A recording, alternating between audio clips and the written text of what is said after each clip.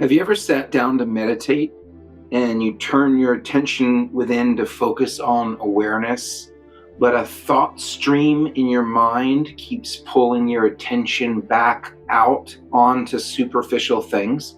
And then you realize what's happening, and so you turn your attention back to awareness, but then a moment or minutes later, this thought stream has started again and it pulls your attention back out. And that just keeps happening back and forth and back and forth. And people say, oh, it's just monkey mind. It's just what it does. No, that's not just monkey mind. That's not just what it does. That is your own system actively fighting against you meditating, fighting against you turning your attention within to the very core of your being.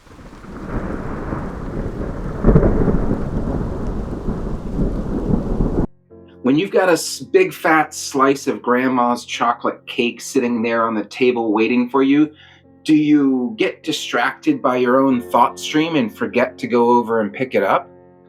When you've got tickets to fly to Paris for an all-expenses 2-week vacation, do you forget to go pick up the tickets and pack and go to the airport? Does your mind keep distracting you every time you turn in that direction to do that?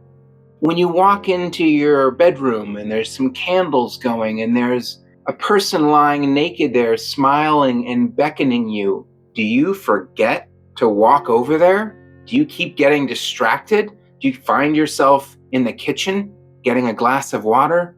Heck, no, you don't.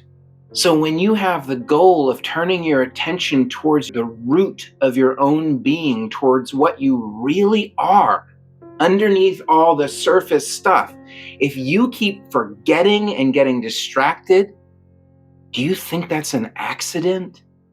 That relentless thought stream that keeps pulling your attention back onto words and stories and desires and aversions and what you have to do today, that's not an accident. That's your system fighting you. That is your personhood, we could call it, actively policing the depth of your state.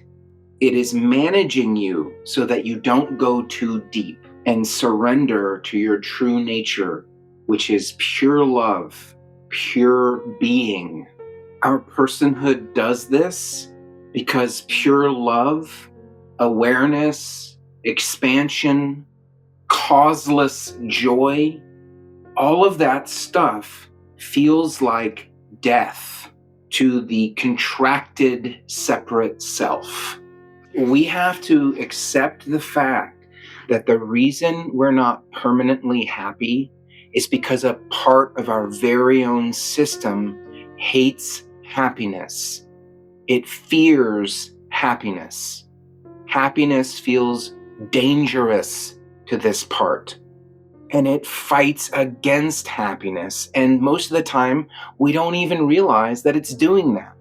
Until one day, perhaps, we dedicate ourselves to knowing what we are at the deepest level, and we find that it's bizarrely difficult. Even though we're talking about us over here, we're not talking about designing a rocket engine or calculating the weight load on a 4-lane bridge or something. We're talking about us, our very own usness. Why is it so hard for us to figure out what that is? If you take nothing else away from the video, please take away just that simple thought, that the reason why it's so hard to know ourselves at the deepest level is because a part of our own system is stopping us. Don't blindly believe that idea or anything I say, really. But don't reject it out of hand either. Chew on it, contemplate it, look and see if you can find whether that's true for you or not. And if you can find it, then you are finding the core reason why getting enlightened is so hard and why so few people achieve it. It's not because our true nature is so far away. It's because when we try to go deeper and make contact with it, we get brought back up to the surface. And this happens over and over and over. And 30 or 40 years later, we find that our baseline state hasn't gone deeper than a certain level. And we don't really know why. But we do start to get really tired of it. And we get bored with our spiritual path. And we slowly start to give up. And of course we do. We've been playing the same ping pong game for the last 30, 40 years, and no one's won yet. Of course we get bored with that. And sure, we keep collecting insights here and there. We have experiences, moments of clarity, openings. There's an energy movement. We contact some spiritual force. We get our glow on from meditating or doing yoga or chanting or mantra repetition or whatever practices it is. But then we revert back to our normal state. We don't finish our sadhana. We don't find the goal of the spiritual path. We don't become established and land in our true nature and live our lives from reality. We just keep chasing those little glimpses, those little openings, those little moments when the light shines under the crack in the door. We get to have more than that, guys, because we're not trying to know something else or someone else. We're trying to know ourselves. Friends, you can get enlightened. Knowing who you are, finishing your sadhana, your spiritual path, is your birthright. You get to do that because it's you. So don't give up. Just understand what's happening. And that's the saddest part about this for me, is that so many people give up and they never understand why. They never understand why it was so hard, why they weren't getting anywhere, why they kept digging this hole, but the hole never got deeper. By the way, please like this video, subscribe to my channel if you like what I'm doing, and share it with others. Thank you. I appreciate that.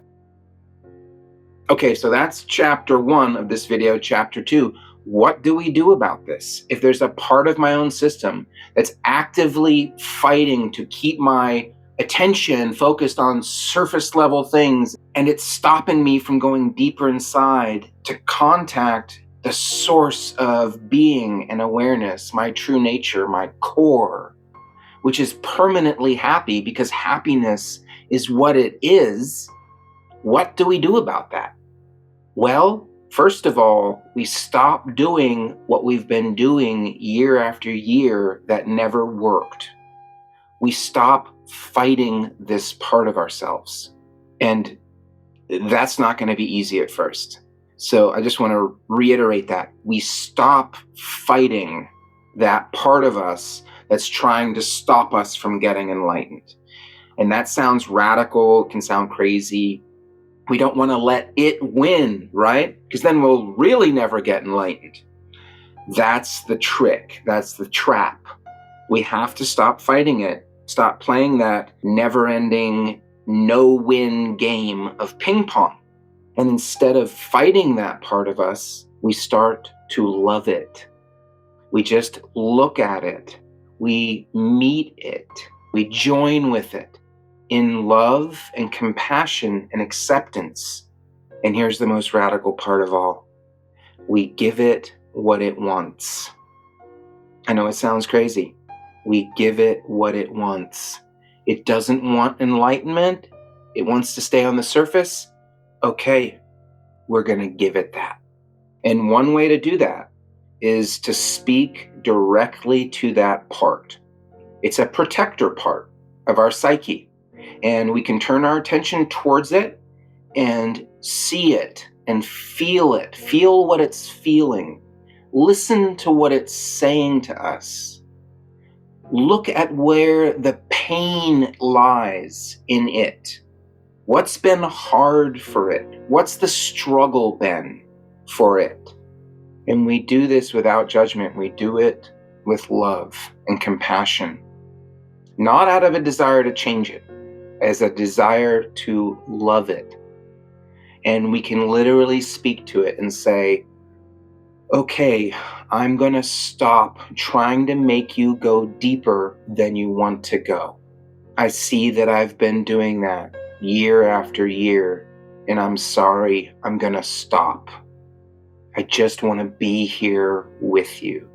Thank you for working so hard to keep me safe from vulnerability all of these years. I'm so sorry I kept pushing you and fighting you and trying to make you go away. I'm so sorry it's been so hard for you all of these years. I'm so sorry that no one has respected the work you're trying to do to protect us. I'm so sorry I turned my back on you and left you all alone to try to keep this system safe. And you can keep going with that. You keep looking, and it will keep opening and revealing where the pinch points are, where the pain is for this part. And you just keep saying and use these specific words. This is actually a technique. It's very powerful. Even though it sounds like it's just the start of a sentence and not a technique, try it and you will see immediately how powerful this super simple technique is. It's actually called Compassion Key. I didn't create it, someone else did. Look it up on the internet. It's really good to learn this technique. Compassion Key, you just look at the part, look at the suffering, and you start every sentence with, I'm so sorry that you have been XYZ, whatever you see. And you keep going and notice what happens. The hardest, angriest protector melts almost immediately when it is seen and met with compassion, because it is, I'm discovering the lack of compassion, the rejection of these parts, that is the core of suffering, the core of resistance, the core of fighting to keep us on the surface. We've been rejecting our humanness, but then we expect our humanness to welcome our beingness. And it doesn't work that way. Our humanness fights in that situation.